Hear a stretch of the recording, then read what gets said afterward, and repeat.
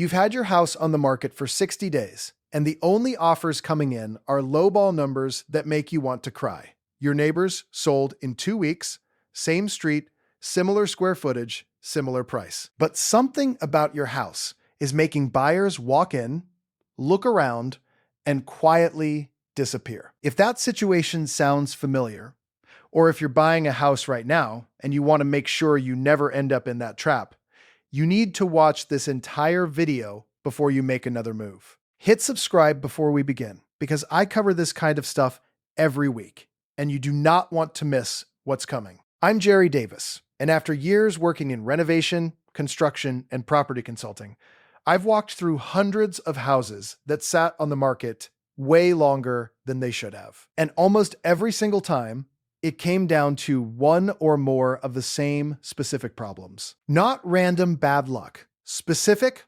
identifiable issues that buyers either consciously or instinctively react to. Some of these are things sellers don't even know are hurting them.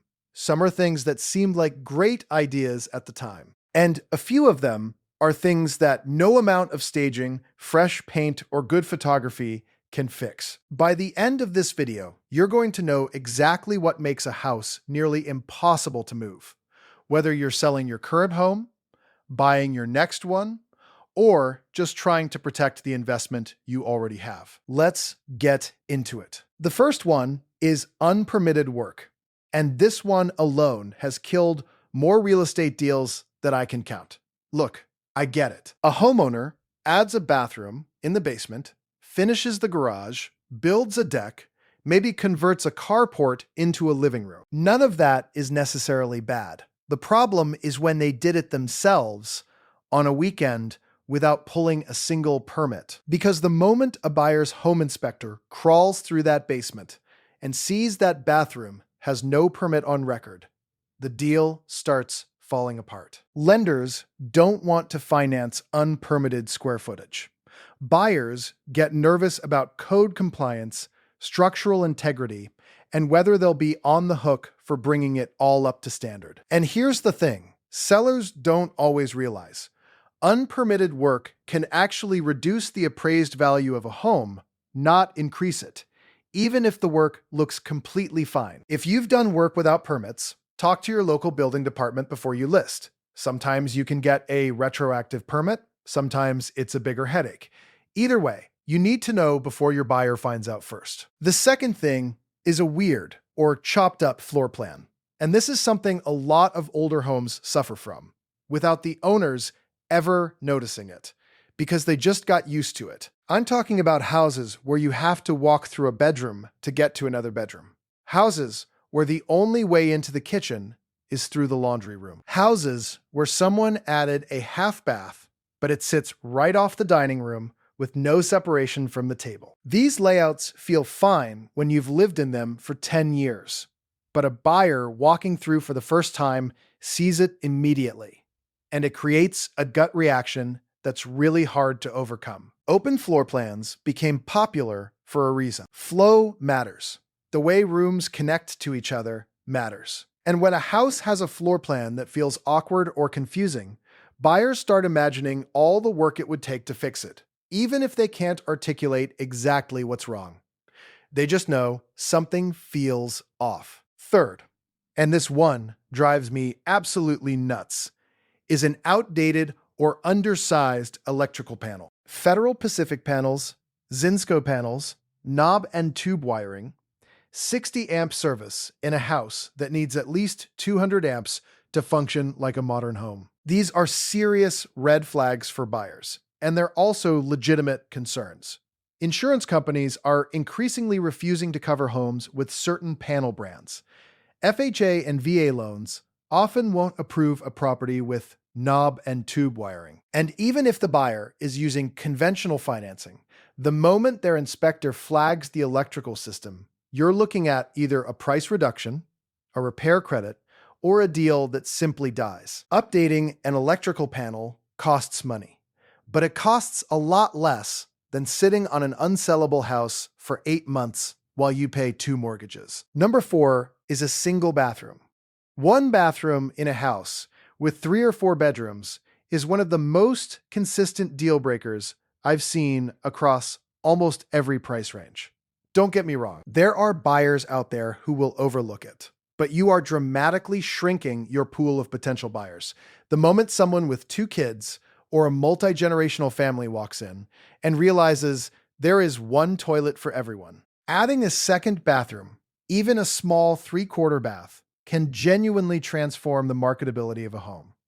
I've seen it change the conversation completely. And yes, I know not every floor plan makes it easy, but even a bathroom tucked into a closet space with a shower, toilet, and pedestal sink is better than nothing. This is one of those improvements that pays for itself at sale almost every single time if you do it reasonably.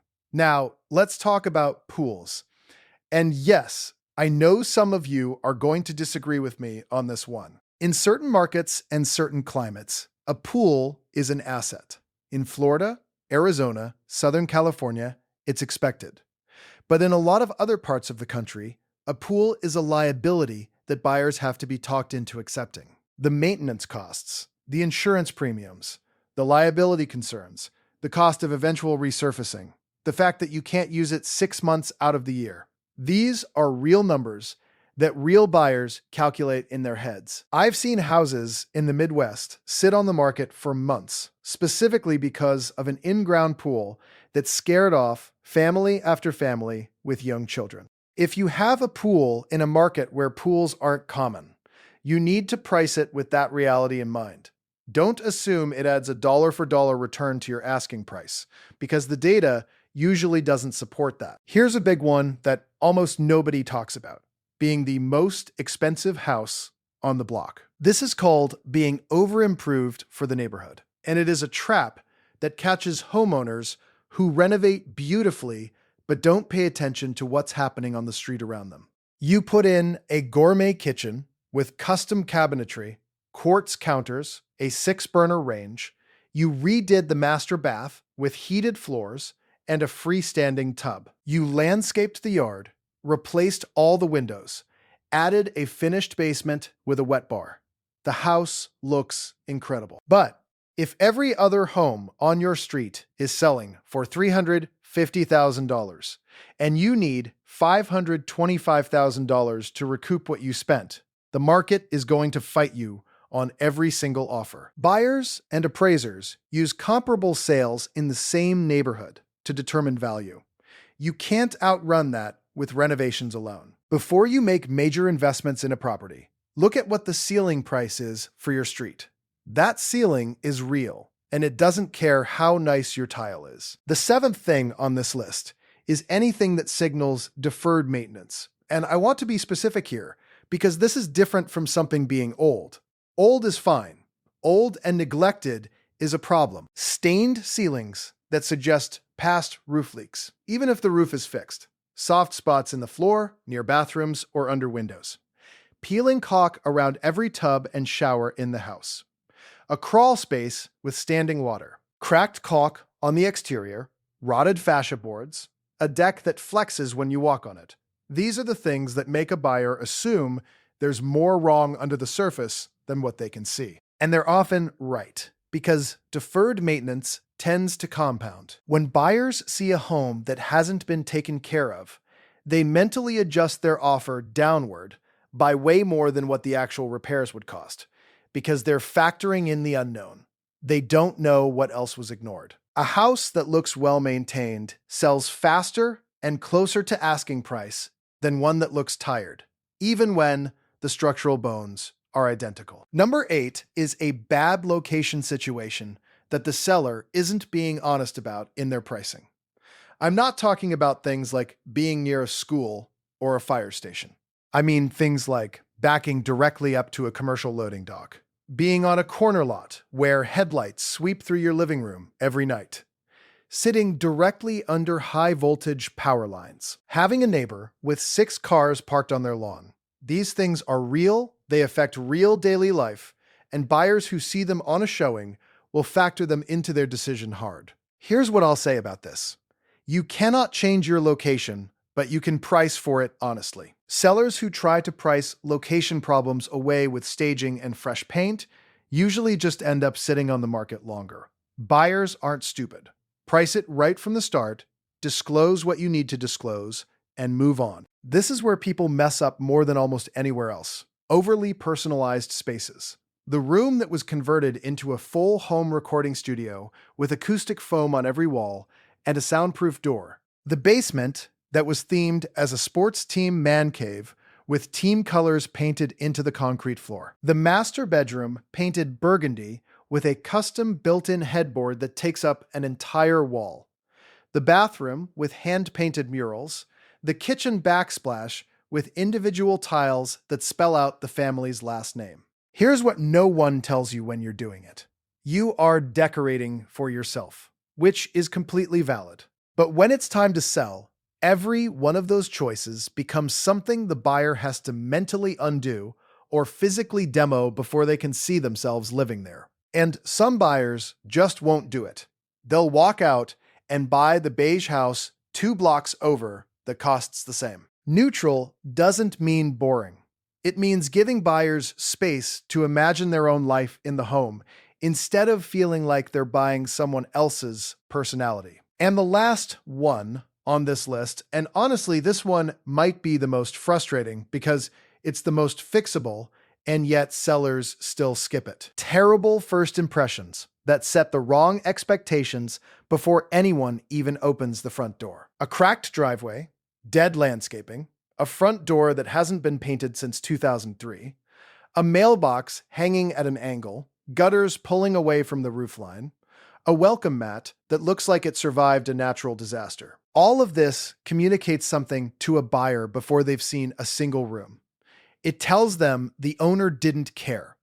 And if the owner didn't care about what everyone can see, what did they let go of that no one can see? That's the mental jump buyers make, and it happens fast. A clean driveway, fresh paint on the front door, updated house numbers, a healthy plant by the entry, clean gutters. That stuff costs almost nothing compared to what it communicates. It tells the buyer this home was loved, and loved homes sell faster. Period. Tell me in the comments which one of these surprised you the most, or which one you're dealing with right now. I genuinely want to know because I've worked with sellers on every single one of these, and there's always a way forward if you catch it before you're already stuck. Look, selling a house is not just about listing at the right price and hoping the market cooperates. It's about understanding how buyers think, what they're afraid of, and what makes them walk away even when a house looks good on paper. Fix what you can fix before you list. Price honestly for what you can't. And stop assuming that because you love something about your house, a buyer is going to love it too.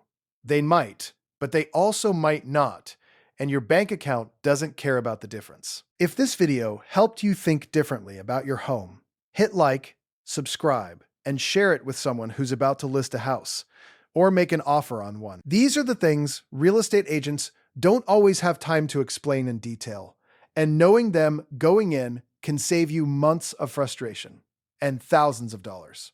I'll catch you in the next one.